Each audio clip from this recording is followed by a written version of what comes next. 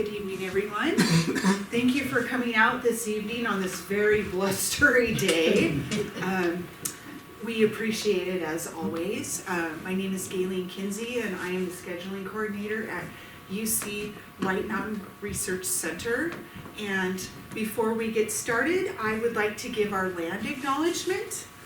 The White Mountain Research Center acknowledges the Numu and Newe, Paiute and Shoshone as the first peoples and traditional land stewards of Paiehunadu and Coho, the Owens Valley and White Mountains.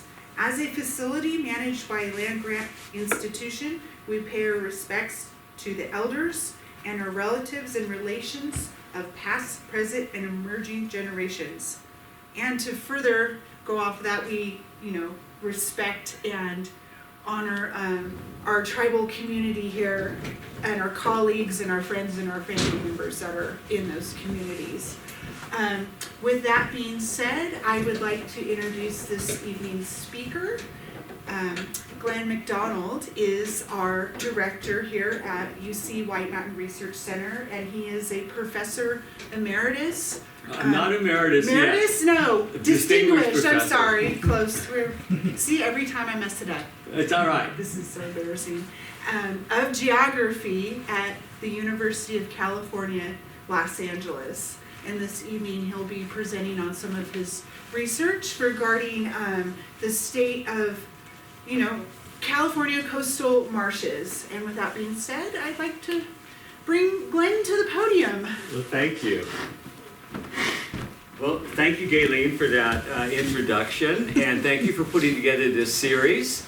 And welcome to all of you in the audience who are either here in person or viewing the video of this, which we're recording, and then we have a collection of these. And so for me, it's really a great honor and a pleasure to come up here and speak to all of you. And I have spoken here before. I think I spoke about wildfires and things like that.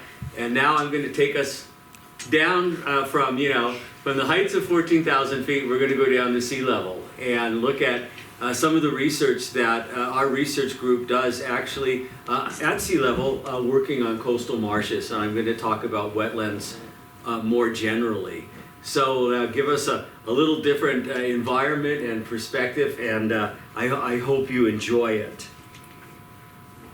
So in terms of working with wetlands, I actually have a long, decades long, even though I'm not yet a professor emeritus, I still have to punch the old time clock there.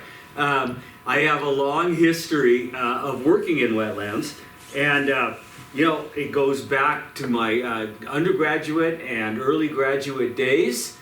This is from in southern Alberta, working on a wetland out there, and with a colleague of mine. I had longer hair in those days, and it wasn't so white. And we're taking a sediment sample there, knee deep, literally in water there, and at the early part of the fall. And then I was a professor in southern Ontario, and also I did my doctorate at Toronto, and started working on permafrost wetlands in northern Canada and in northern Russia, Siberia. And in that case, I graduated up to bigger equipment that had a motor to drive it, rather than having just sheer muscle power by me and whoever I could draft into coming out and helping me. And then out here in California, most of my work has been on wetlands research, has been on coastal wetlands. And then we have a really big giant rig, and we use something called a vibracore, which is a sort of gas-powered thing that helps us to get sediment cores from those settings. And so this is up actually near Arcata, Humboldt Marsh area there, and so we're right at sea level. And that's more recent work that we have. And have a little pirate flag up on top just to let them know that we're there. So wetlands. Let's talk a little bit about then our history with wetlands.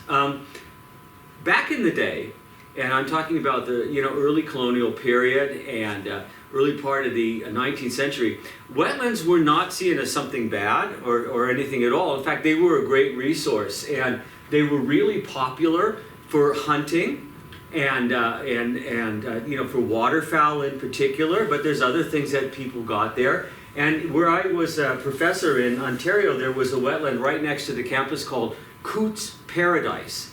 And it was called Paradise because a British Army officer during the Revolutionary War, he would go out there and hunt and fish, and his name was Coote. That was his last name.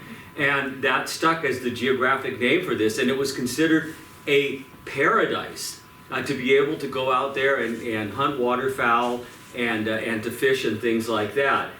They also were used agriculturally for something called marsh hay. And this was really, really important. So there's different grasses that will grow in marshes. Distichius is one of the types, but there's cordgrass and things like that they would harvest and then use it for fodder and for cattle. And in many cases, the cattle actually preferred that to freshwater meadow growing grasses. They really like these marsh grasses. There's also were claims made in the 19th century that they were actually healthier. The salt grasses were actually healthier for the cattle. And this is a picture then from the east coast of the United States harvesting then the marsh grass, and they would typically harvest it at the sort of the end of the summer, just as things began to get cold. So they were seen as a resource, right? And there's certain ecological services that they derived from them. But they had it as sort of a two-sided coin, because all the way back at the time of the Greeks and Hippocrates and things like that, there was malaria. And they weren't sure what caused malaria. And for literally millennia, they thought it had something to do with gases and odors and bad air. And there was a sort of a known association with wetlands, river damp areas and things like that. Pliny the Elder, who died, by the way, at the eruption of Vesuvius that destroyed Pompeii, he and his son were famous his nephew, Pliny the Younger, famous naturalists, natural historians in the Roman period. He actually wrote against building near marshes. And he said that they could cause sickness and death. And the Romans faced this around Rome itself, particularly south of Rome. They did have these huge outbreaks of malaria. They didn't know what caused it, but by the time Pliny was around, they did have an association with wetlands. This is something from the 19th century. It says in French, the comedy of death. And again, it's showing a wetland and just, filled with skeletons and dying people and things like that. And so they were then kind of associated with illness and with death. And so there was a very negative connotation. And here's some things from the 19th century, the ghost of the swamp. And this picture of people sick, and then this kind of the ghost. They didn't know what it was, but something about these wetland areas. People would get sick and die. And then there was these cures, snake oil basically is what we're talking about. Well, if living, and you can see, this is a, kind of Louisiana swamp situation. Here's some frogs trying to help a sick alligator with some of this elixir and stuff like that. But it was a British a doctor who was actually born in India and worked in India named Sir Ronald Ross, who put together that it was mosquitoes that were then were the bearers of the parasite and the disease that causes malaria. Earlier than him, they had kind of ideas of what it was. They had seen inclusions in blood cells of people who were infected, but they didn't know that mosquitoes were the carrier, right? But then that wasn't like good news for wetlands, because where do mosquitoes breed, right? They would breed in wetlands, and so now they really knew that, oh my goodness, wetlands are breeding grounds for mosquitoes. Mosquitoes carry malaria, and they would use things like quinine and things like that, which is somewhat effective, but not completely effective. So that really helped give wetlands a really kind of a bad name. And then wetlands in terms of transportation and in terms of building, right? You couldn't get across the wetlands. Here they're bogged down. They're trying to get across here. This was one kind of idea of how you could go across the wetlands on kind of stilts and pole. I like having worked in wetlands a lot. I know I was right. Had one step and I'd be flat face in the stuff.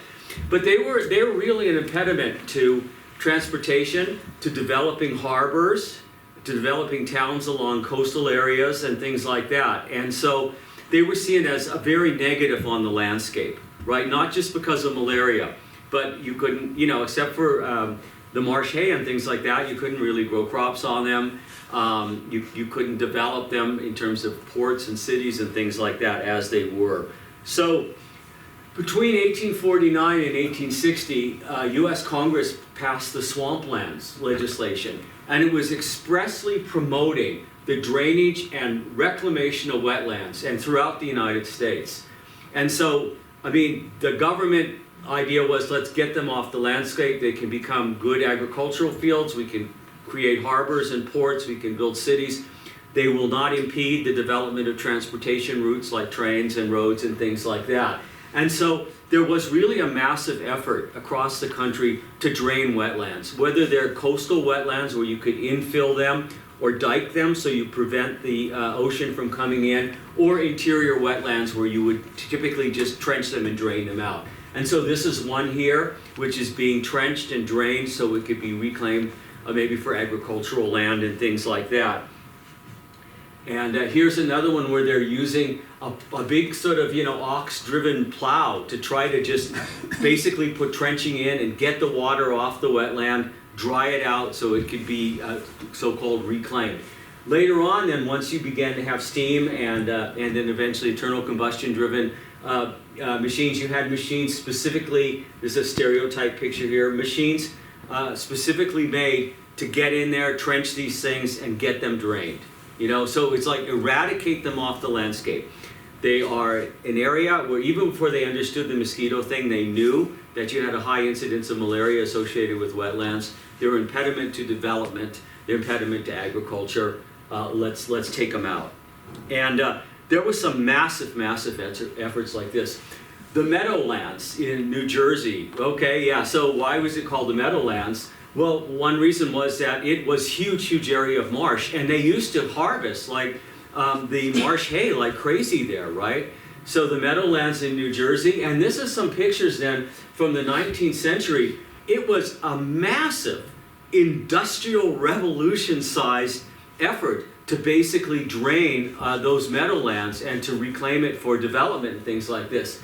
And you can see massive diking that was going in, massive trenching then to get the water off the meadowlands to basically try to get that so it could be developed. And it was, in a sense, very successful. The green here, that was the meadowlands at the sort of late 1800s or so, towards the 20th century. And so you can see all of this was then, still at that point was still wetlands. This is a more recent satellite image of the area. There are little pockets of wetlands left in there, but basically much of that whole meadowlands area was drained, diked, developed, right? And so that was repeated over and over again. Let's move a little bit to the south west of there. How many people, I don't know, follow politics at all? Maybe not, I don't know. Up in Bishop, maybe you can get away from it. But you've heard the slogan, drain the swamp, okay? All right, and usually they're talking about Washington, D.C., right? Yeah, so let's take a look at Washington, D.C. So, Washington, D.C., founded to be the capital of the country. Here's a very early map putting out ideas about how to do this. I believe this was done by Jefferson, and this is where eventually much of the city was developed. But this is all swampland here, or was marshland along the Potomac River. By the way, one of this little tributaries was called the Tiber River, kind of Roman Empire thing. Look at this. Even at the point when they're building up the Lincoln Memorial and stuff, you had massive areas of wetlands in what is today the National Mall area, right? So there were just wetlands there like crazy. Here's a picture. This would have been during the 1860s when they're building the Capitol. You can still see vast areas of wetlands in the National Mall here, towards where the Smithsonian is, over to the sides of it. So there literally was a swamp there, but it was drained way before the current political situation, okay? And the city was built there. Let's move a little bit west then and look at our own situation. And this is a piece of art I actually had the chance to purchase myself, and it is a picture of San Francisco Bay. And it's San Francisco Bay in the 1860s. And it's by a guy named Charles Dyer Shedd. He was lived from 1818 to 1893. And he was painting in the Bay Area, in Alameda principally, although he came from back east. And what you see is sort of abandoned ships and ships up on mud flats here and stuff like that. San Francisco Bay has a very complex history in terms of modification of the marshlands there, right? When they started doing placer mining, all kinds of sediment came down, Sacramento River in particular, and that filled in areas. And some of the marshes there are actually created by fill that just was washed down by the river. But there are other areas where, like, boats were abandoned, and they were in, they would be just basically rotted away, covered over with soil, and they would develop parts of the cities, like the Oakland area and San Francisco and things like that, on what were the lands of the San Francisco Bay. And so that is one of the areas in the country where you have sort of the largest percentage loss of wetlands and vegetated marshlands. And this is then a reconstruction, and the green would have been marshlands at about 1800. So the green would have been marshlands. This brown here would have been tidal flats, right? Which tidal flats are muddy, but they're very, very important, like lots and lots of shorebirds. That's their principal habitat for feeding and things like that. This is it at 2009. Just look how little of that green is left, and how much of that then has been basically replaced by, they would dike them, they would then infill them, then they would build on them, right? And so most of, vast majority of the marshlands, and this was one of the biggest marshland complexes on the West Coast, completely got replaced over the course of, from about, 1860 to the present day. And now, of course, the remaining marshlands are very much protected. Down here, anyone from the Bay Area? Down here, the other thing that they did is they diked them off and they did salt production. So they, you would dike them all off, and then you'd have water come in. Then you could close it off, let the salt water evaporate, and then you collect the salt, right? And that was a really huge, big enterprise down there. So in the southern end of the bay, you lost a lot of them to that, not just to development. And so, so the pink is the salt ponds. That was a huge, big kind of a, industrial activity. So most of that in San Francisco, we could look at the meadowlands, but right here in the San Francisco Bay, we can see very similar things. And that continued up well into the 20th century. So if we go into 1960s and 1970s, we have the development of something called Foster City, just south of San Francisco. So just south of San Francisco on the bay. And what are they doing here? This is like exactly what we saw going on at the Meadowlands, right?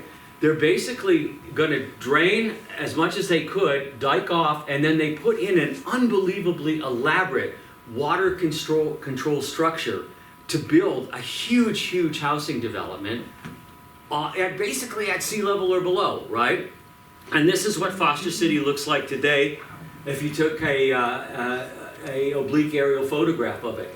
So, I mean, a huge development, right? You've got, retail, commercial, you've got huge amount of housing, and then it was always sort of the home on the blue lagoons, right? And you could see these kind of lagoon structure that goes through it. Well, that was part of the water transference structure to get the tidal waters out of there so the houses wouldn't be inundated, right? And if we take a look at what Foster City was actually built on, this was Foster City in the late 1800s, early 20th century. It was a big, big tidal marshland, vegetated marshland, wetland area. And there's the imprint of Foster City and all the development in San Mateo today, right? Completely replaced it with a kind of an engineering marvel. How that engineering is going to handle sea level rise, that's an open question. But anyway, so that was going on in California. So what's the net result of all that? A massive loss of wetland areas across the United States. This is the percentage of wetland areas lost between the 1780s and the 1980s. And okay, it's an estimate, right? It's an estimate. But take a look at our state, right? we have huge wetland loss. Along coastal areas, Southern California, over 90% of the wetlands there are not necessarily lost, but impacted, heavily impacted, a number of them lost. A lot of the wetland loss also happened in the San Joaquin, Sacramento River valleys, where areas were cleared for agriculture and things like that, right? Now, look, we're feeding people with those things. Some of us live on those former wetland areas, you know. There's wetland loss right here in the Owens Valley, right? With drawing the water out of here. So we're part of this whole thing. But California actually had a huge amount of wetland loss. But you can see that across the country, except maybe Alaska, you're pretty significant loss of wetlands during this time period, right? Now, so who cares? Well, wetlands actually provide a lot of ecosystem services that are really important. First of all, for migratory waterfowl, they are like totally essential, right? If you want to have the Pacific Flyway with all these migratory waterfowl that move up and down the coast seasonally, the wetlands are basically their kind of airports where they're stopping over, they're stocking up, then they can continue, right? You remove the wetlands, you're removing a vital part of their ecology. They provide endangered species habitat. And there's just a huge number of endangered species. Here we have like the Belding Savannah sparrow, the Richardson's rail, a number of plant species which are basically found only in our coastal wetlands and are highly endangered. They're fisheries nurseries. They're really important for storm surges. Imagine you have this big broad area of vegetation and stuff, then you have your development. Storm surges, they absorb a lot of the energy, a lot of the water from that. When you remove them, you're putting your development right on the firing line there. Similarly, when you have pollutants coming off the land and going into the water, they're like biofilters, and they help with the mediation of those pollutants. So they provide a filtering of that, their groundwater percolation things, and blue carbon sequestration, right? They have some of the highest rates of primary carbon storage, you know, in terms of growth during the growing season. And then that goes into the sediment and it locks in that carbon, right, in the sediments. So they're good for what's called blue carbon sequestration. That's using marine systems and coastal systems to take carbon out of the atmosphere and lock it up in sediments or in the biosphere. So they're important for that as well. And there's just a little rail there, endangered species of rail in Tijuana.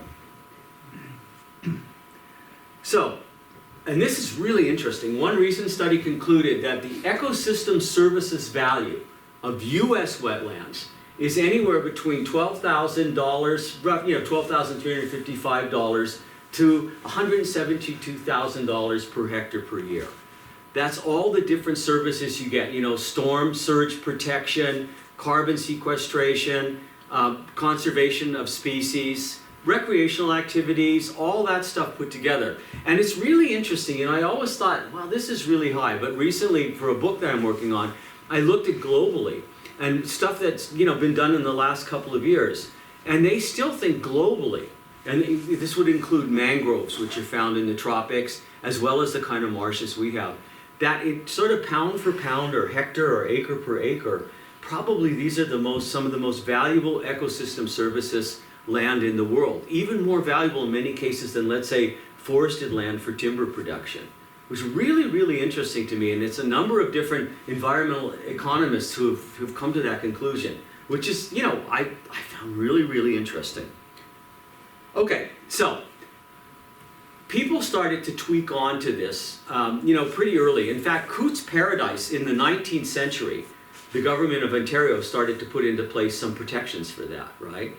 In the United States, though, in 1953, U.S. Fish and Wildlife Service begins a regular systematic survey of wetlands, beginning to appreciate how important these things are, and looking at them and putting in place a number of state, federal, and local regulations in the 20th and early 21st century to protect wetlands. Like, you could not go into the San Francisco Bay today and say, yeah, we're going to fill up this wetland and we're going to build housing development there. There's just no way the regulatory system would allow you to do that now, right? Whereas Foster City, not that long ago, that was like, yeah, go for it, boys, let's do it. And so now there are a lot of protections in place. And in 2002, EPA and the U.S. Army Corps of Engineers, under the Clean Water Act, put in the National Wetlands Mitigation Action Plan. And so the idea was to basically stop the net loss of wetlands. Does that mean no wetlands get developed? No. Sometimes what happens is you have some critical development infrastructure that's going to need a wetlands. Typically then you have to produce someplace else an equal acreage of wetlands. And so you create wetlands, or you have a wetland that was disturbed and you reclaim it back to its natural state. So you're trading off, right? There are times where you just almost have no choice, right? And then, but a lot of jurisdictions, if you do that, you've got to replace it with like kind. And so that's basically where things are at, at that point. Now, there's a new threat, though, when we look at the coastal wetlands. And, we could talk about this threat in interior wetlands because of climate and all that. But coastal wetlands, the new threat is sea level rise, right?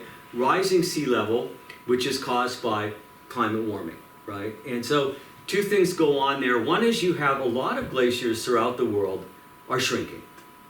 There's a glacier in Banff National Park in Alberta that's called the Columbia Ice Field. And as a student, I went out there, you could go right to the tip of that glacier. It's a huge ice field. You could go right to the tip of it and stand there, look at it, touch the ice. I mean, it's amazing, right?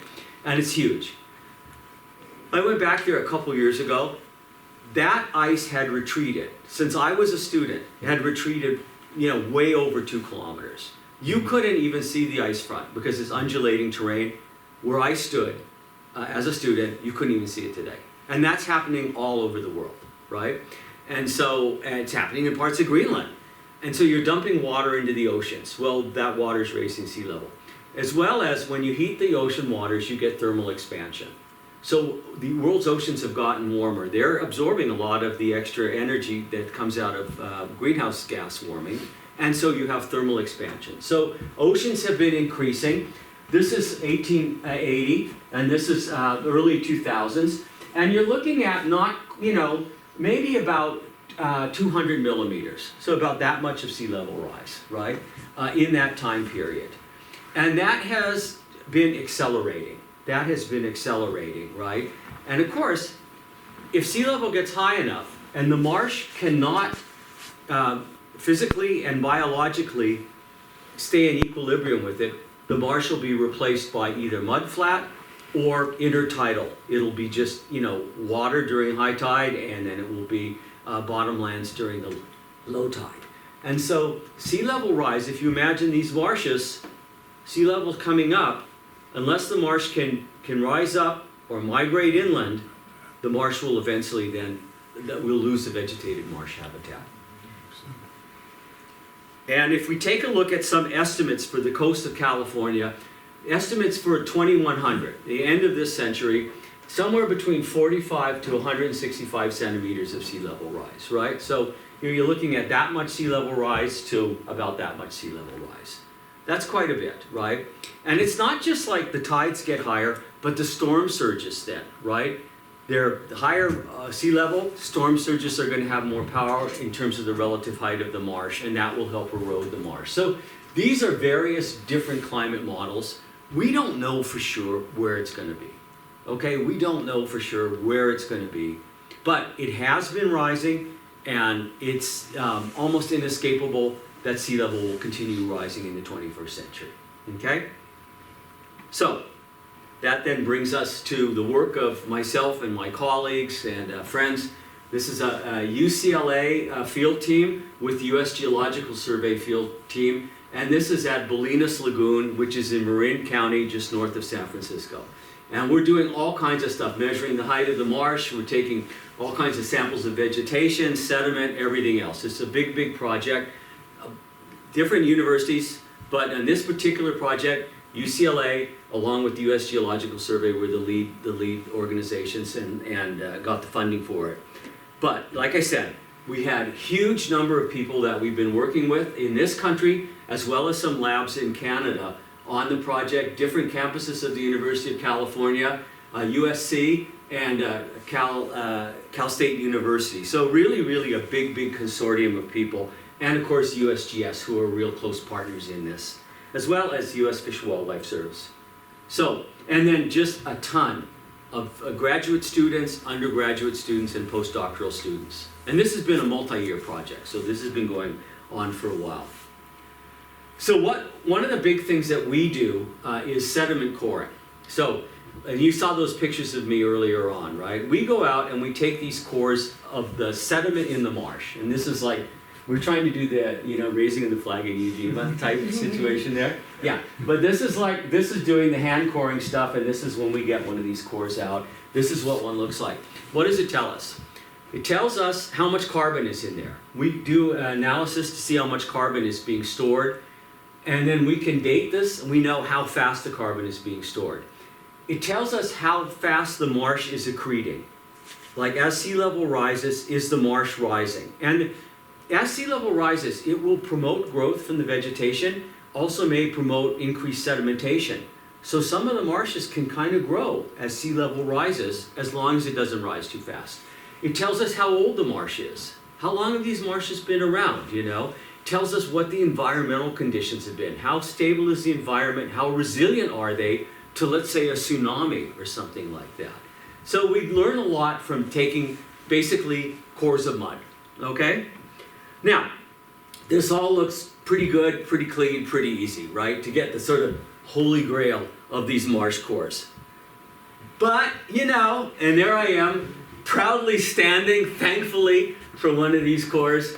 There's my students working away. This is again out in, I think it's on Arcata, that one. And, you know, it's not the easiest work in the world sometimes, right? And this poor guy here, one of my doctoral students, he's more than knee deep at this point. He's up to his elbows and everything else trying to get across there.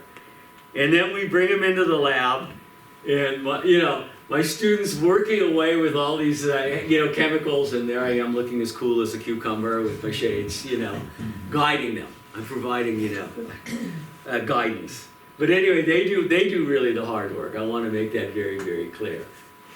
Okay, so for this particular study, we went to 14 different salt marsh sites, all the way from up in Arcata, just south of Crescent City area, Humboldt Marsh, all the way down to Tijuana, where we could see the Mexican border there. And the Tijuana Marsh, actually, that river, Tijuana River, comes out on the American side of the border. So that's a big, big marsh there. It has all kinds of issues with pollution and all that stuff. But we went all the way down the state, from here in the far north, to the big marsh complexes, all the way down to Tijuana. And we were doing, as this team was doing studies of the vegetation, very, very high resolution studies of the height of the marsh, the type of sediments there. We were doing cores like crazy to find out how much carbon there was there, how quickly the marshes are increasing their elevation relative to sea level, and how old the marshes are and how much carbon is there. So we're doing a lot of work at a lot of different marshes. And then here's two of my students here, and working on, having with a core. And then there's all the different, I'm not going to go into it, but just a huge amount of analysis we do. Some is isotopic chemistry, some is elemental geochemistry, some is looking at fossils. Just a ton of work, a ton of different things that we study in these cores. So getting the core, even though you saw us crawling around in the mud, that's actually the easy part. We could get a core in a day. It might take us a year to do the analysis on it, right? There's a lot of stuff that we do once we get that core in the lab. So what did we learn from that? First of all, we looked at carbon intermarsh variability in how much percent of carbon is in these cores, right? How much carbon is actually in that soil, that sediment down there. And so this is going from north to south. This is where the carbon is. And you'd see that in terms of percent of carbon, it's actually not that high. When you take the whole core, the top is really rich in carbon, but as you go down further, the carbon is kind of, it's basically decayed and things like that. So you're only looking at maybe 8%, 10% maybe at the max. Some of these sites have only about 4% of that sediment is actually carbon, which is lower than people thought, right? We thought we were going to be storing a lot more carbon in the system, but for one reason or the other we don't. We also see a fair amount of variability. Petaluma, for example, which is a really cool little marsh in a kind of a river thing there. I really like working in Petaluma. That has a really high rate of carbon storage. And then you go down to Newport Beach or Triangle Marsh, which is the southern part of the San Francisco Bay, and they actually have very low amounts of carbon stored in them. So there's a lot of variability from marsh to marsh. Then we were also interested to know, in a marsh, you have the low marsh, which is it gets inundated every high tide and all that. Mid marsh, which it gets inundated most tides, but there'll be some low tides it'll just stay dry. And then high marsh, which only gets really inundated during some of your higher tides. So there's a kind of zonation pattern there from low to mid to high.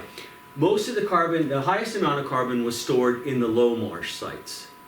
But those are also the most vulnerable to sea level rise. Because as sea level rises, those are the ones that are going to get wiped out the first and erode, right? And but that's where we found that was the highest amount of carbon storage. What about then the growth of these things, growing up? This is the rate of sea level rise in the 19th century. This is the rate basically in the late 20th century, right? And so this is millimeters per year. So prior to 1900 or so, you had about a millimeter or less of sea level rise. And by the way, it's different up and down the coast. From basically sort of Mendocino south, we're sinking a little bit tectonically, right? So that's a bad thing. You got the sea going up and we're also going down tectonically. North of there though, up to Washington and British Columbia, there's a little tectonic uplift going on. So they're getting a little boost to help them, okay? So there's a difference. But what we see is that for the 19th century changes in sea level, these marshes, no problem. They could totally adjust. They could adjust their height, no sweat. For most of what we've seen in the 20th century, average of about 3 millimeters a year, they could adjust, right? So they've been adjusting. So we haven't really, we've had some marsh loss for sure because of sea level rise, but they've been able more or less to keep up with that. But if we take a look then at the rates that we studied, from these cores, and we look at what they anticipate the rate of sea level rise will be by the time we get to 2100, none of these marshes have displayed that rate of accretion. Because sea level rise is increasing. The rate at which it rises is increasing. And from our data, we don't see any marshes that naturally are accreting that fast, right? But that's like looking at cores, in the past. It's just like the stock market. Past performance is no guarantee of future, okay, right? Especially today. Anyone look at their portfolio today? There was a massive, yeah, okay. Not good. Yeah, I think it's a blip. Don't panic. Don't panic. Buying opportunity. All right. So we then, with the USGS, we expanded this study, and we went all the way from Tijuana up to the Canadian border here in Washington. Okay. So now we're looking at a whole bunch of cool marshes from Washington all the way down into Oregon, Coos Bay, and then down along the coast of California, where we had a lot of data. And we're using something called the warmer model. And the USGS folks are running this. But the warmer model, it's like a mathematical model of how a marsh will respond to changes in environment, particularly sea level rise. It looks at the rise of sea level, what kind of vegetation, how productive that vegetation is. If you have highly productive vegetation, it's like the dead vegetation matter is going to help the marsh to accrete, right? It looks at the sediment inputs, well, how much sediment comes in, the root growth, compaction. Over time, if you have, you put like some wet sediment in a basically, let's say in a little box, it'll compact naturally, right? It looks at that based on the properties that we measured from our cores of what the sediment's like. It looks at the decay. How fast does this stuff decay? Again, our cores gave us some insight on that. Decayed pretty fast, right? And it puts that all together to say, okay, we have a mathematical model. If sea level rises at this rate, can that marsh actually grow that fast? Okay, so it's pretty cool. And so we ended up doing this big giant analysis, and this was years in the making, many people working on it. And we came out with a paper in 2016 in something called Science Advances. And Karen Thorne from USGS and myself were the two main lead authors on the paper, but it had a big cast of folks from university and from USGS. And it made the front page of the LA Times and various newspapers like that, right? All of state salt marshes are at risk of vanishing, okay? And so, how did we come to that conclusion? We used our data, all the data, not just from our group, but all these groups. We then parameterized the warmer model, and then we ran it for these marshes, right? And we could run it in the past to look at how it actually worked, retrodicting, and we thought it was pretty good, so we used it to go to the future. We looked at present day situation, 2050, 2100. We looked at 3 different climate change scenarios. One, which there's going to be high sea level rise. Sea level rise in Washington and Oregon, it's going to go up by 2100 by 142 centimeters. California, because of subsidence, that would equal 166 centimeters, right? So we have over 20 centimeters more liability then. And then we looked at a moderate scenario and then a very low sea level rise scenario. And all you got to concentrate here is the colors. The greens are basically a high marsh, middle marsh, and low marsh. Vegetated marsh. That's the green. That's what we kind of want to preserve. We want to preserve that vegetated marsh, right? And what you can see, 2010, we got the vegetated marsh. You did a good job with that. 2050, what you see kind of happening is some of the high marsh, particularly down here, you're getting less high marsh, you're getting more low and mid marsh. You're losing some of that stuff. So you're losing some of it. And then if we do the high sea level rise scenario, where you see red and blue, that means the marsh is gone. You no longer have any vegetated marsh there. You've either got mud flats, which is red, or just open water, right? This is Washington area here. This is the furthest north. Moving in here to Northern California and Oregon, and then moving down to like Bolinas, Petaluma, Morro Bay, etc., right? Stacking them all up. And what you can see is when you get down to some of these California ones, they completely, they're gone. Like Bolinas, Petaluma, Newport Beach, Tijuana, they're just gone. Like they would not be able to keep up with sea level rise. There's just no way. They can't grow fast enough. They don't have enough sediment input. They're just not going to be able to do it. So that was kind of what we got from this. And it's a problem for our California marshes in particular. Okay? That's a problem for our California marshes in particular. And it's under the high sea level rise scenario in particular. But the mid one also is bad. And then we could actually then for individual marshes, because we have all this data on the height of the marsh and the vegetation, we could predict what's going to happen actually spatially on the ground. And so this is Newport Marsh, present day, 2050, 2100, 2010. So it's got low, mid, and high elevation marsh there today. It's a very, very kind of healthy functioning marsh. One of the oldest marshes in California, by the way, over 5,000 years old.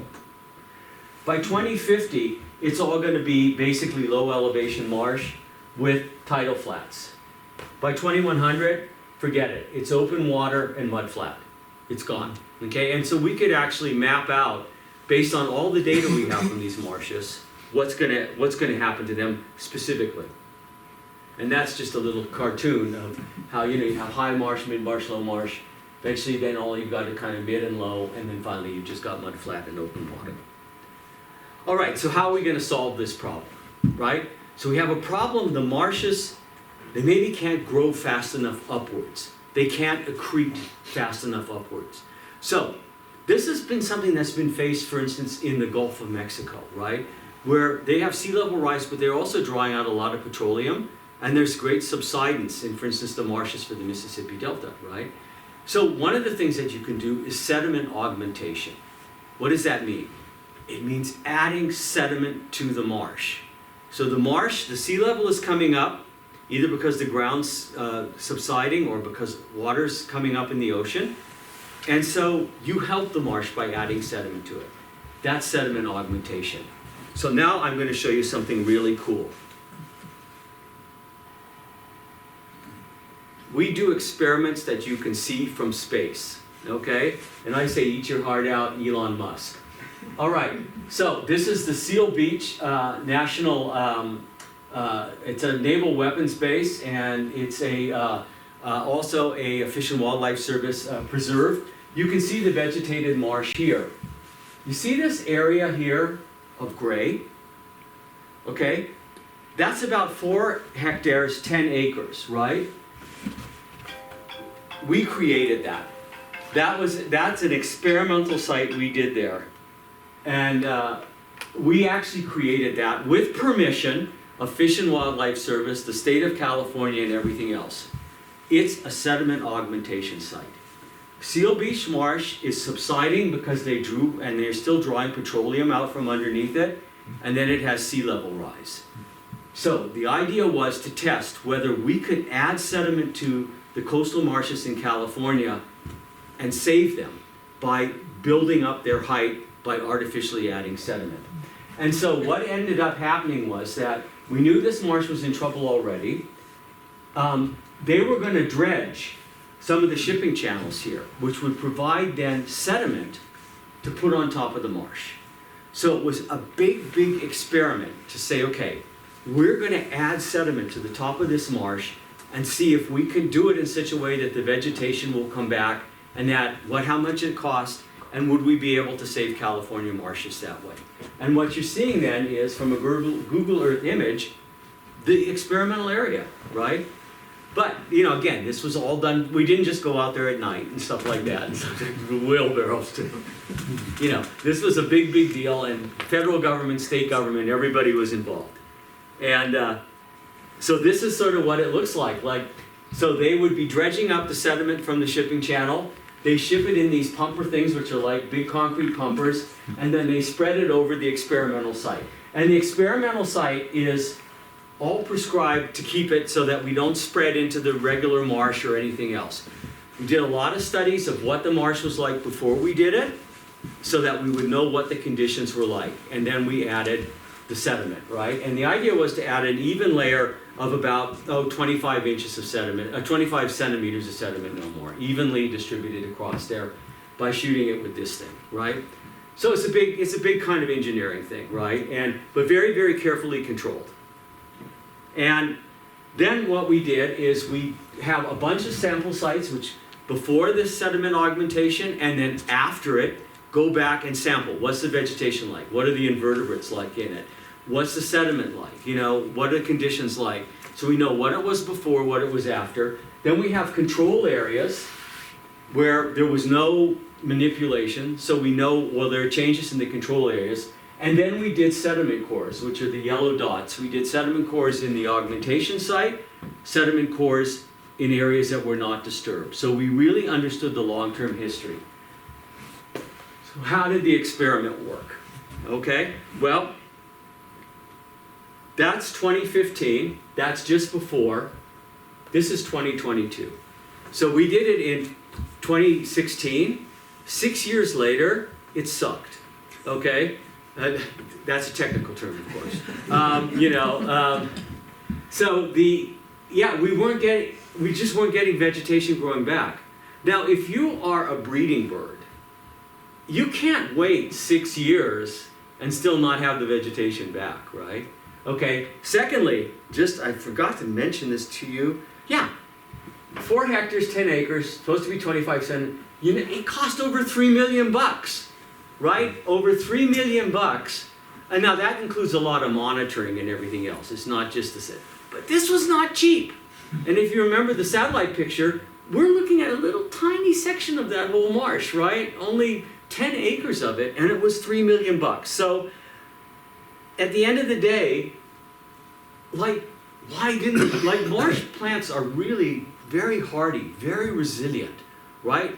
The assumption was you could put down a layer, and it's been worked like in the East Coast and the Gulf of Mexico, thin layer augmentation, the plants come up pretty fast. But this one just, didn't work like we expected, and that's why it's an experiment. This is why we didn't spend $300 million and shoot sediment all over the whole marsh, okay? This is an experiment to see what we could do in California.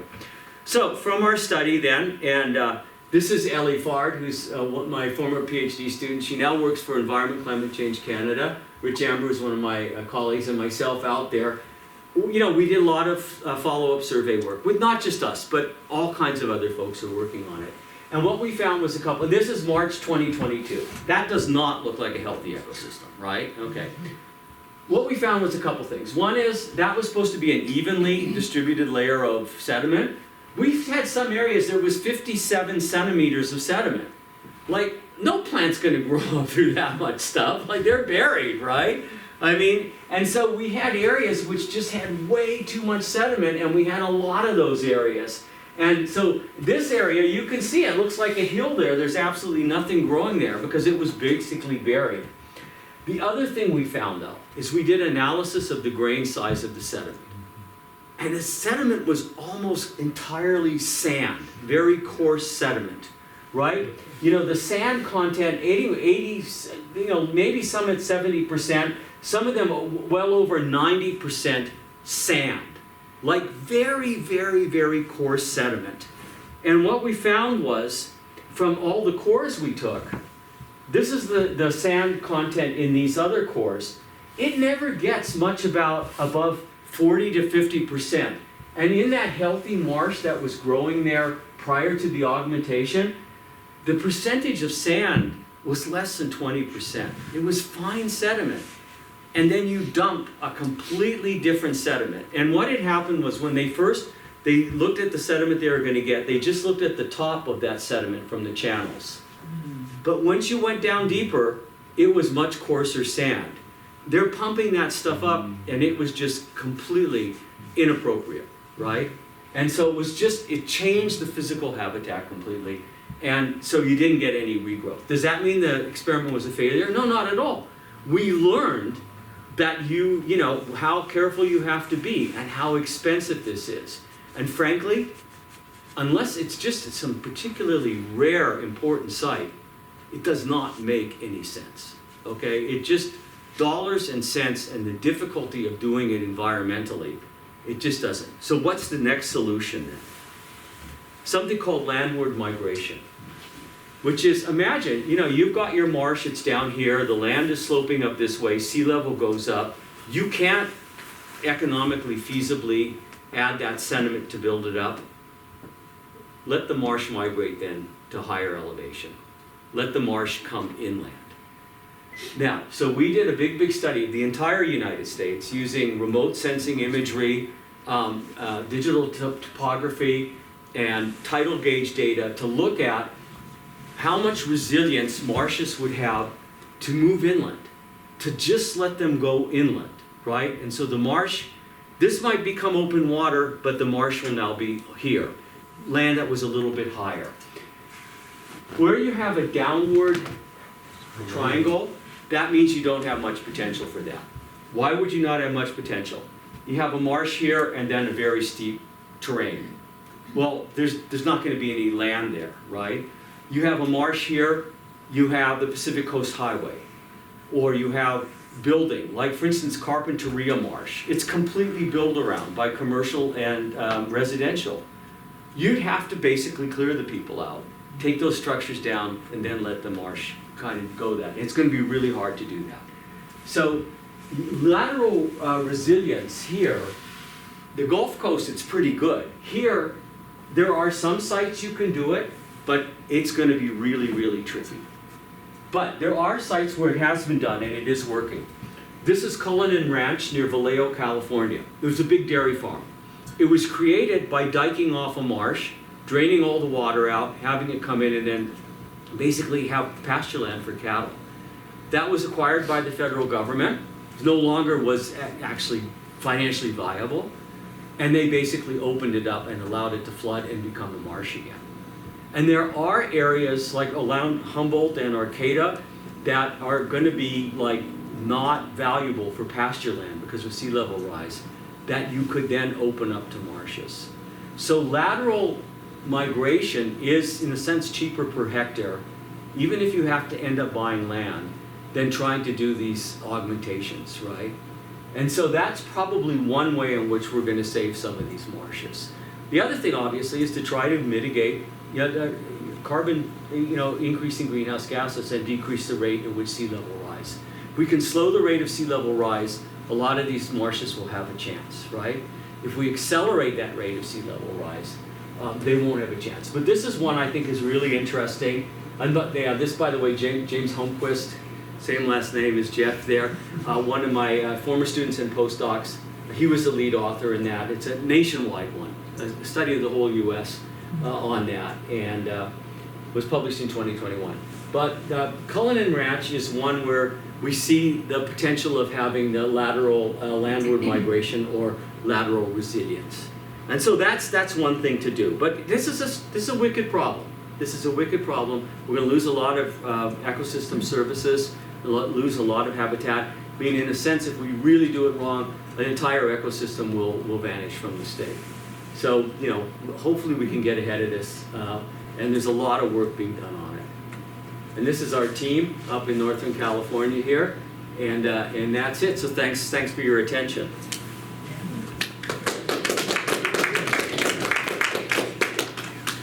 Thank you, Glenn. What's that?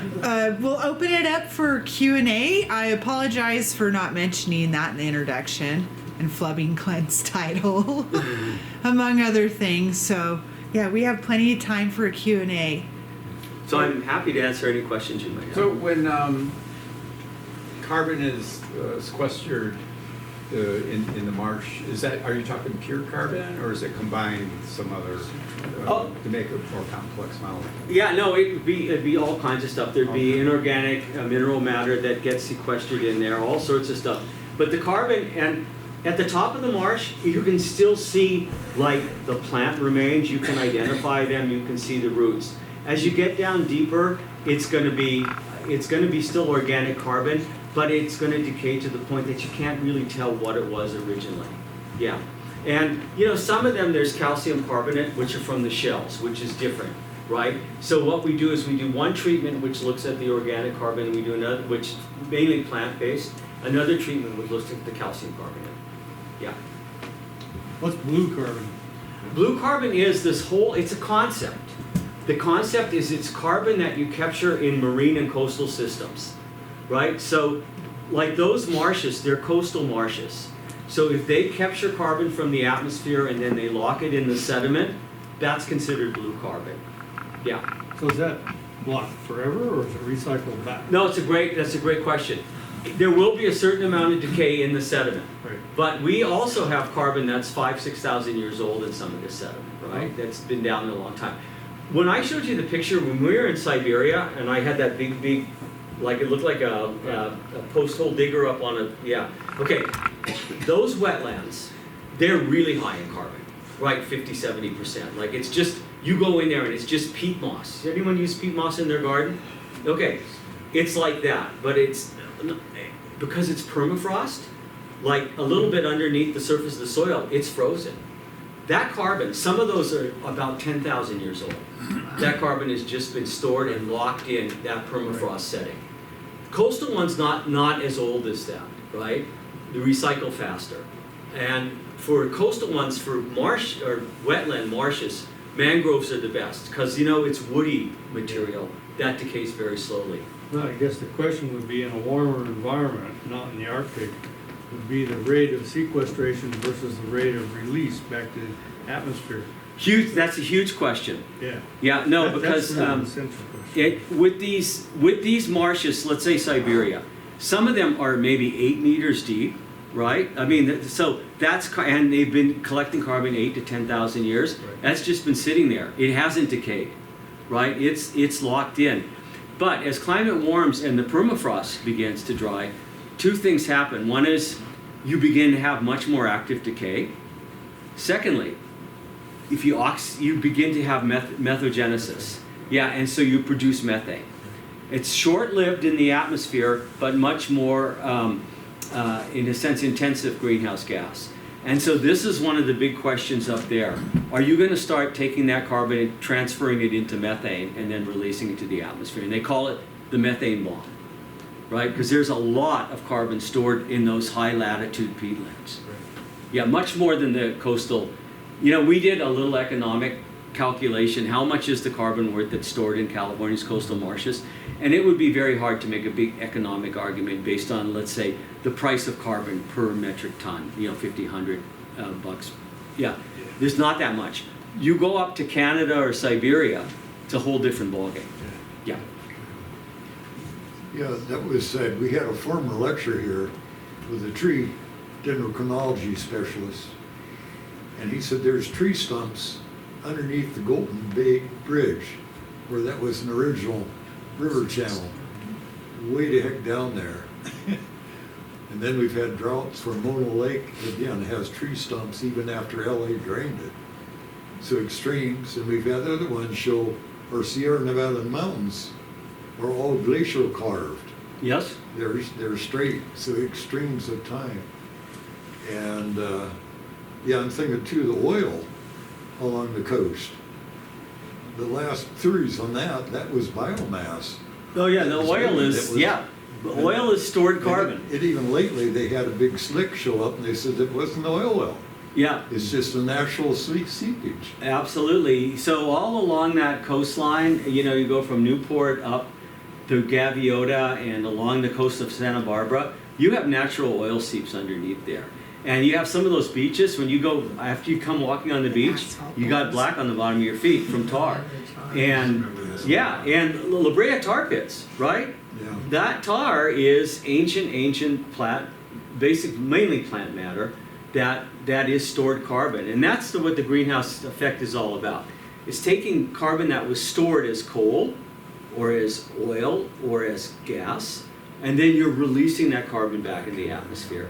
Yeah, and those trees, so Scott Stein was a graduate student at UC Berkeley, and then he became a professor at Cal State University East Bay, which was also called Cal State Hayward. He did a lot of that work on those Mono Lake stumps, and yeah, and in the Walker River. And if you're driving up to Reno, there's a place where you can kind of pull off the road, and you can see in the middle of the river these big stumps. Yeah, and I lecture here. Yeah, there, and those stumps, they mainly date from what's called the medieval climate anomaly, about 1,000 years ago. So you could radiocarbon date them, or you can do them with tree ring chronology. In Siberia, okay, when we were working in Siberia, we had stumps there almost 10,000 years old. Why are they preserved? Because it's so cold and so dry, right? They're like freeze-dried. But you would find where there's no forest today, right? From in the post Ice Age world, there were trees growing out there, and their stumps are still preserved. So trees can hold carbon. Just think of a redwood tree, 2,000 years old, right? That's mainly carbon that came out of the atmosphere from photosynthesis. It's held there. And so forests are really important as one of these, what they call nature-based carbon solutions. Plants take up carbon with photosynthesis. They can lock it in their tissue. There you go. And Canada used to be, like the boreal forest in Canada, huge sink for that. Anyone see the news this last summer of what happened in Canada? Biggest fire season in history, right? Canada has, and Alaska to a certain extent as well, has suddenly become producers of carbon because the forests are burning. When the forest burns, it releases the carbon back in the atmosphere. Sir? So most of your talk related to coastal wetlands, and that explanation was really good, thank you. You mentioned a couple of inland freshwater wetlands, but those aren't the same issues. So you can have reclamation, of course, but what are the issues with inland somewhat higher elevation? Yeah, so freshwater wetlands, first of all, they've been really intensively drained, right? So, I mean, you have agricultural fields and towns and everything else on them. Bishop. What's that? Bishop. Yeah, Swamp. sure. I mean, that up and down Owens Valley had a lot more riparian and wetland habitat, right? But they are pretty good. They have pretty high rates of carbon sequestration, but they also have high rates of decomposition. You know what I mean? And so some of these wetlands, if you were to take a core down, the top has a lot of plant matter, reeds and all that, and then pretty soon you get into kind of a gray clay that has hardly any carbon. because they're warm and it decomposes pretty fast. And if they're oxygenated, then you don't have to depend on anaerobic decay. But you will also get methane out of those things like crazy as well. Yeah, so saltwater ones don't produce the methane, but freshwater ones do. And so they're a tool. They store carbon, but it's the peatlands that do a better job, where you have peat moss, sphagnum moss. Yeah. Great, thanks. Jeff. Glenn, I had a question about the work that you and James and colleagues did on lateral resilience. So in California, clearly you're kind of up against it between development and then just topography. But in the Southeast, and particularly the Gulf, and maybe particularly Louisiana, you've got a very gentle gradient, you don't have a lot of development, et cetera. How good is the prognosis there? I would think in some places it would be excellent. Part of the study was to absolutely look at that. And you look at parts of the southeastern United States, on the Atlantic seaboard, and in the Gulf, you have a lot of lateral migration potential because they're already wetland systems. You know, they might be cedar swamp or cypress swamps and things like that. And so you might lose that edge, but it can move inland. So that they have a lot more potential there, and same along certain of the coastlines of the Carolinas and stuff like that. You know, Hudson Bay lowlands has a lot of potential, but we have this topography. You know, I mean that's why we love California, right? Because we got the mountains and all that. But we have places where you lock it in, like Morro Bay. You know, that's a big wetland, right? But it's pretty much completely ringed by pretty fastly rising terrain there.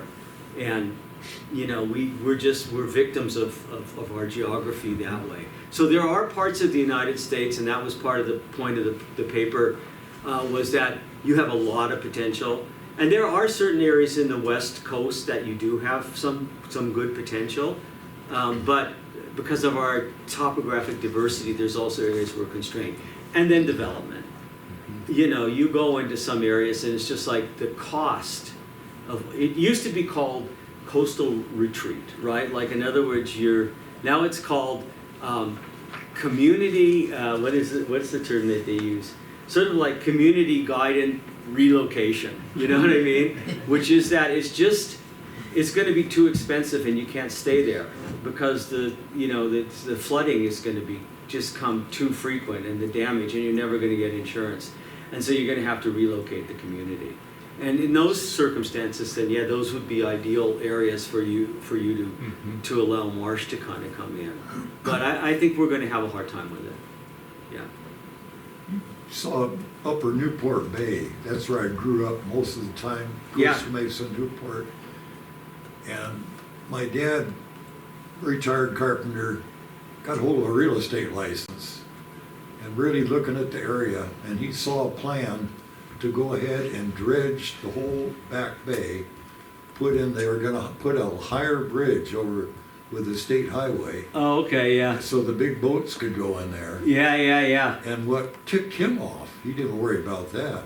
It had State Beach, which was on a little bit of public access to that bay. Yeah. Otherwise, it's all owned by the Irvine Ranch. Yeah, no, that's correct. And that set him going, and it ended up with Friends in Newport Bay, where essentially, it also had submerged islands. How can you have a private property island below sea level? Yeah. That's not the way it is. He wanted free beach access.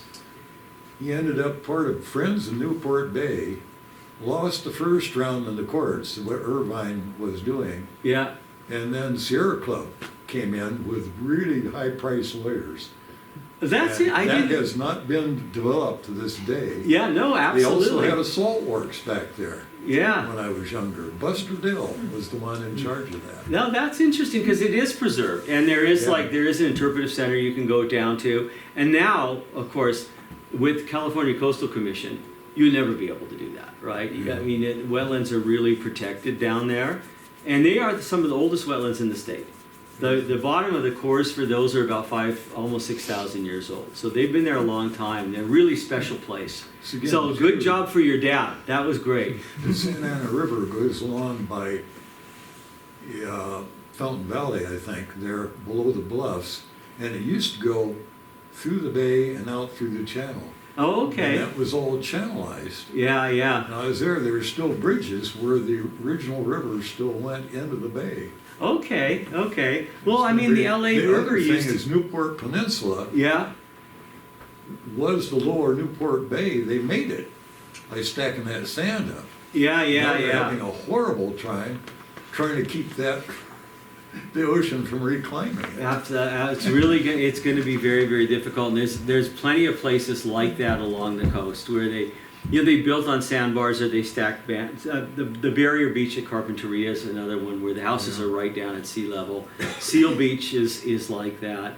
I was It's gonna be there, tough. January of last year when they had the big storms, and I have a niece still in Huntington Beach. Went down the Coast Highway, and the ocean was going clear over the highway. Absolutely, yeah. That's become more and more frequent. That the Coast Highway down in the OC and will get closed because it basically just gets, and that's just going to be what we're going to be seeing. There's just no way around it. We're just going to be seeing that happening. And again, the ocean then has been a lot lower. My father remembered the Long Wharf was before the harbor, down below. That was a pier. Yeah. It went, 5 miles? Oh, I along didn't the know banks. That was a riverbed down below. Yeah, yeah. It went on the bank of the riverbed with railroad tracks on it. Yeah, yeah. That was one of the original ports. Oh my gosh. Oh My mother my. remembered fishing off of it. Yeah. And catching a fish so big it wouldn't go between the planks. Oh yeah. So you got the fish, you couldn't get them up. Right. It's like ice fishing. She remembered Yeah, that ice for the fishing. rest Get of it's her too life. big to get through the hole. But, yeah. Hi Glenn, I just wanted to say thanks for starting that off with the Meadowlands, because I'm originally from New York, New Jersey and everything, and we would travel through those areas. And Yeah, sure. It's just like bringing back so much of how they just completely turned that whole entire area into a completely different world, and then massive amounts, and now that it's being reclaimed now. It's Yeah. actually, they're doing wonderful jobs in the wildlife and the boating and all like the fishing and everything, so you go there, it's actually like a beautiful park now, right outside of Manhattan, which is really Yeah, no, wonderful. I mean, the article I got that from was all about, like, this was really something special and beautiful, and a lot of it's gone, but, let's preserve what we can, which is the story here in California, too. Mhm. We're suddenly appreciating these things, where before we didn't. Yeah. Yeah, so I saw you smile when I showed that. I know Yeah. you're an East Coast guy, so.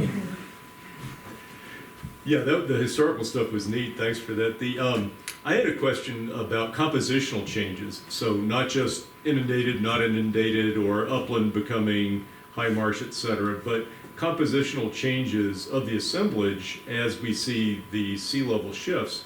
And I was thinking back to some of Mark Burkness's disturbance and gap dynamics work on the East Coast years ago, like 30 years ago. And I was wondering, on a shorter temporal scale and a smaller spatial scale, as we start to lose marsh, presumably there's a lot more sediment deposition also getting thrown up into the marsh, and maybe rack of algae and senescent vegetation getting thrown up too, making these gaps. And so I'm wondering if, in the process of losing the marsh, that there actually might be more opportunities for colonization of new species, and so actually an increase in diversity, or on the bad side, maybe a place for colonization of fugitive invasive species. I don't know. Have you folks modeled that or thought about that? Yeah, so the modeling was done I would say pretty simply. Like, you're looking at high marsh, it's solid cornea dominated, and then the mid-marsh was a mix, and then you get to the bottom, it was mainly cordgrass, right? And then mudflat, no vascular plants on it. And it was at that kind of level, getting deeper down into like the changes in the invert assemblies and stuff, that's not my area, so I couldn't speak very knowledgeably about that. But the model was very simplistic. And it was looking at communities, but really 3 simple communities with some very diagnostic species that were associated with them. And how that would play out, because since it's not like it's gonna happen and it's gonna change, it's Right. gonna be this dynamic change over time. And so you may have periods of time where you actually have higher diversity because you have a mix of environmental conditions there. Mhm. And one of the things they're worried about is again, for things like the Richardson's rail or the Belding Savannah sparrow, they're looking at both the nesting and their feeding grounds and how that's going to change. And for like the rails in particular, they're very, very secretive birds, right? And they kind of have a sort of combination of vegetation they like that they can kind of move through. And we did some maxent modeling on that, and they're in really big trouble. Like, in terms of based on the current habitat. And the habitat though was defined by how the tidal range and things like that, rather than the vegetation. Like it was, and so the vegetation in this dynamic transition stage could change, because the salinity is different too, right? Like in a marsh, you'd think that you'd have the saltiest soil right down low, right? But it's not the case. It's as you get higher up, it gets saltier. Because remember, you have higher evaporation up above. So that tide comes in there, and then it may be 2 weeks before you get it in there again. Well, you're going to have evaporation that's going to really enrich the salinity of those soils. And that, to me, that's a big deal. It's a big deal for what the vegetation will be like, and it was a big deal in terms of what the decomposition rates will be. And I don't think, at least in our group, that level of sophistication is there yet. Yeah, but super, super good questions. Do you worry, should we worry in terms of reclamation, old ag land or dairy farm, or even a development, where you actually are able to get rid of the buildings and start over, about toxins in that? I mean, that soil now, like the dairy farm, I'm thinking of all the extra nitrogen and, antibiotics for all, anything that's in that land that now you're... No, that's a good question, and you don't even actually have to go into reclaimed land. Like, we did a big study in the San Francisco Bay at 3 marshes, Browns Island, Petaluma, and Triangle Marsh, and did a geochemical analysis to look for pollutants. And like lead, you really see the lead. This is so lead in gasoline, lead in industry and stuff like that. You see the lead levels in those marshes during the sort of 20th century really peak. But what's really interesting, Yuta, is how quickly it goes back down. Yeah, and so there is in the sediment underneath and in the plant remains that are down there, pretty, certainly significantly higher amounts of lead. And then you actually see it dropping pretty quick. In terms of the pharmaceuticals, that I don't know. Yeah, but you like the San Francisco Bay has had a lot of pollutants in it that you don't even have to do the reclaiming. Probably with the agricultural field, sure, you're going to have a lot more nitrogen in the soil because of waste from the cattle. And maybe that'll be a good thing because it will enhance the growth of the marsh plants or something like that. Getting into some of those industrial sites, yeah, that to me is even where there was gas stations and stuff, right? Those are real issues of what that habitat's going to be like. But what are your choices? If you can reclaim it and use it for something good, it's great. And worst case scenario is you don't do anything, and then those contaminants are just released into the environment. Sir? Oh, go ahead.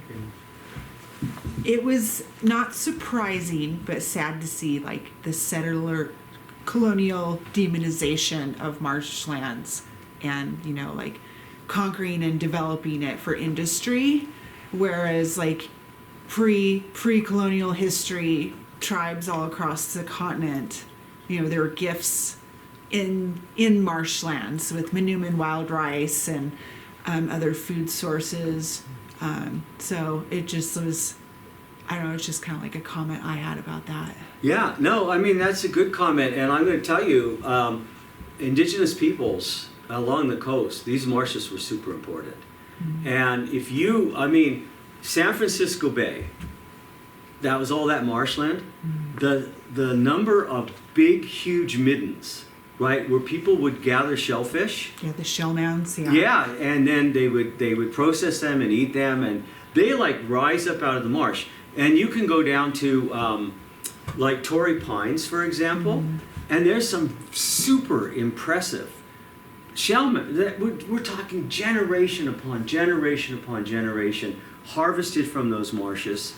Use that. You could imagine how pleasant it would be to sit out there on a sunny day and process the shellfish with your family, you know what I mean? And they were super, super important for the native peoples of California, and the evidence is still there. Many of them were just destroyed. Like, it wasn't just the marshes, but those cultural artifacts were destroyed, for instance, around the San Francisco Bay. At Torrey Pines, for example, when we did our work, like, we went out with archaeologists and indigenous consultants, and we looked at, you could work here, but this area, totally off limits, because they did not want to have any further disturbance of native peoples. But you know, they're remnants on the landscape. So these were super, super important areas for indigenous peoples, and they used them for millennia, right? And as far as we can tell, no disturbance to them, but they were definitely being able to get resources. Yeah, there's still a lot of groups like working to save them. I think in the East Bay, the Ohlone ones. So. It's true, and so my colleague Rich Ambrose is trying to work more with some of the group, the Chumash and things like that in Southern California, about stewardship of these things. Now, you know, the economy for some of the indigenous peoples have moved entirely away from that, right? And so it's not part of their thing. Whereas you get up with the Yurok and stuff in let's say the Klamath, those redwood forests and stuff, they're not just spiritual. Those are like, they're hugely important to them, and they are working on all kinds of really, I think, very interesting ways of, you know, having a resource with them. And so I think that this is something we'll see develop over time. And the marshes are super, super important. Someone mentioned about the natural oil seeps, right? So why is Carpinteria called? Everybody know the little town Carpinteria? Yeah, okay, so Carpinteria, my daughter lives there, a real cute little town, but it's called Carpinteria, a Spanish word for a carpentry shop, right? When the Spanish first came through, there is a seep, which is like the La Brea tar pits. There's tar, natural occurring tar there. That's why, of course, you know, you look at the coast of Santa Barbara, you see all those oil rigs out there? Yeah, there's a reason they're there, right? Okay, they came through and they found that the native peoples had a big, basically, shipbuilding thing right there at the southern end of Carpinteria where the tar seeps were. Why? They used that to seal the tumults, the boats, you know? And that's how the town got its name. And you can still walk out there and you can still see where that was all done, right? So, you know, it's just like, I think we can only guess at how these resources were used and managed pre-European time.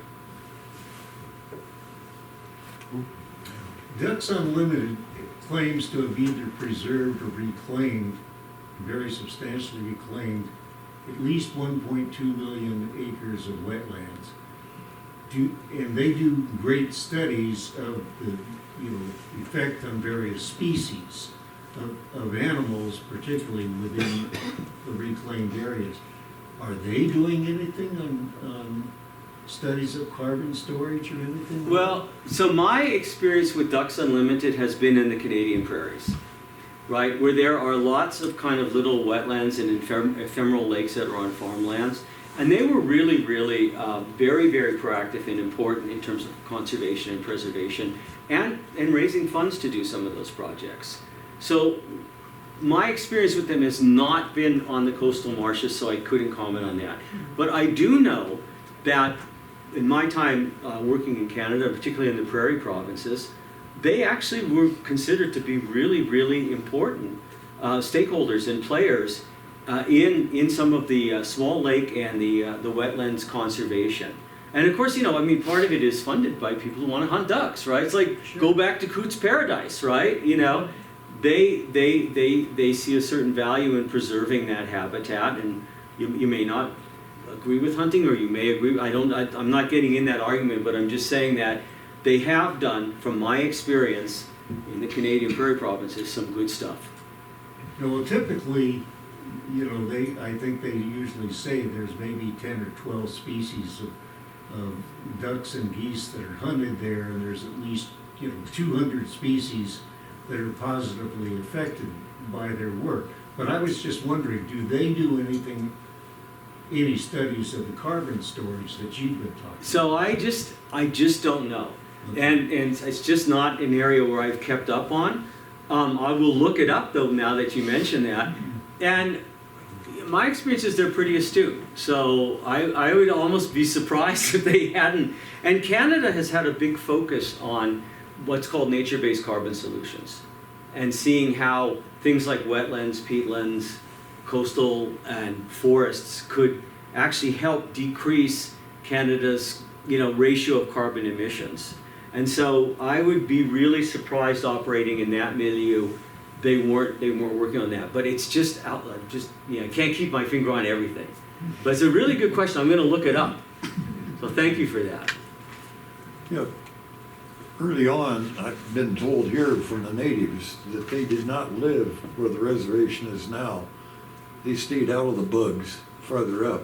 They'd come down to do their harvesting. They even got irrigation systems set up. And then on our early television channel here, we had a UHF. They had an interview. I don't know if they had a recording originally of Gus Cashbaugh, was one of the old timers. Yeah. And he was saying the early Bishop Cone was just swamp and wild roses, no trees, water and wild roses. And boy, is it transformed now. Yeah. You can't see the hill because of the trees. Yeah. Well, Drained. people did plant them as windbreaks and familiarity, but I don't know enough about the history. Jeff and Galen might know more about that than I do. Well, it was a Park Boulevard. I used to put in conduit. Yeah? They're gonna cut that swampy stuff out and put in sub-base and base and do it right. Yeah, yeah. And I made a log, the contractor went ahead and trenched across everything we found under there, including that was like park. There's a complete 2-lane highway, asphalt highway, underneath the existing 4-lane highway. Oh, wow, yeah, so they just built right on top of it. Yeah, and there's drains, French drains and all this. I'd mark on the plans every time that contractor put the tape measure down there. Okay. So they never did it. Yeah, I yeah, said, yeah. what happened? They put Portland cement concrete where the trucks roll up, Yeah. and they weren't going to mess around down there at all. Oh my They were going to gosh. hit sewer lines, water lines, street light, all this. All now archaeological samples. Oh yeah. Sir. You mentioned hydraulic mining, Yep. and I'm curious about the effect of that on the original marshes. Of course, all the coarse material is left way upstream. The only thing that made it down in the San Francisco Bay was real fine silt and clay particles. That's correct. Which is just what you want, I guess. So did that increase marshland? Yeah, so the finds that came down in the San Francisco Bay, like around, if you go towards Vallejo, there's a big marsh complex there. A lot of that is actually developed after the placer mining, and it was from fine sediments that came down the Sacramento River, got out to the bay, and just settled. And now it's marsh, but it's only 150 years old or so. Yeah, and so that did happen, I think I haven't studied it. It's not my area of study, but just the sediment, how it changed the sedimentation history during the placer mining, and just what you said, where the courses were, where the fines were, how it affected river flow, how it affected wetlands in the Sacramento Valley. I think it's a fascinating area of study. How it affected that big flood, right, that filled up the valley in the 19th century. Yeah. I mean, those rivers at that point, it's like clogged arteries, right? Yeah, right. Yeah, and I think that was important as well as climate. Galen, you. Oh, I'm just standing for. Oh, okay. But I thought Galen was we standing are at to shut me up so 7:30. everybody could go Oh home. no, So. This could we go are on at forever. 7:30. So if anyone has any more questions, if not, I have some announcements to make for upcoming events. Okay, come on camera. Yeah, so I can biff it again. Don't trip over that cord, Glenn. So I'd like to thank Glenn for coming up from UCLA to give this talk, and everyone else that came out again in the wind this evening. We do have our final talk for this year on April 16th. That is a Tuesday, and our resident researcher, Jeff Holmquist, will be presenting on a collaborative long-time project. Well, it's several years. It's been spanning about 7 years. 10 now, 8, believe 10 it or years. not. With the Bishop Paiute tribe and the U.S. Forest Service, BLM involved? No, just Forest Service and the Bishop Paiute tribe. And that is about studying the traditional food source called piega, which is the Pandora moth that lives in Jeffrey Pines.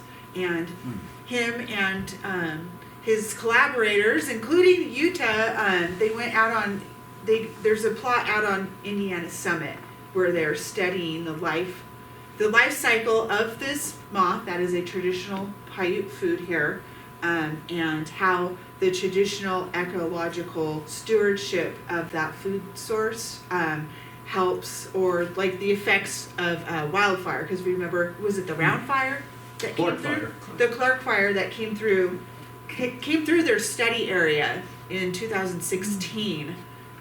So he will be presenting on that, and then you can learn more about traditional Paiute foodways, and hopefully we'll have lots of folks here.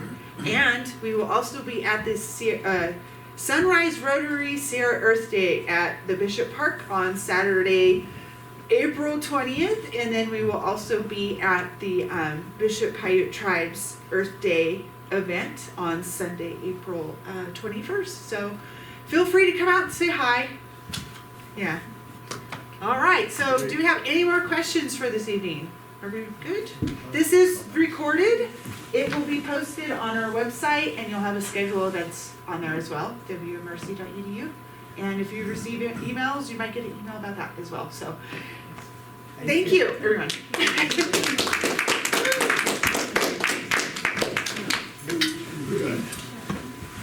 We have coffee and tea too. Now we have to go back outside.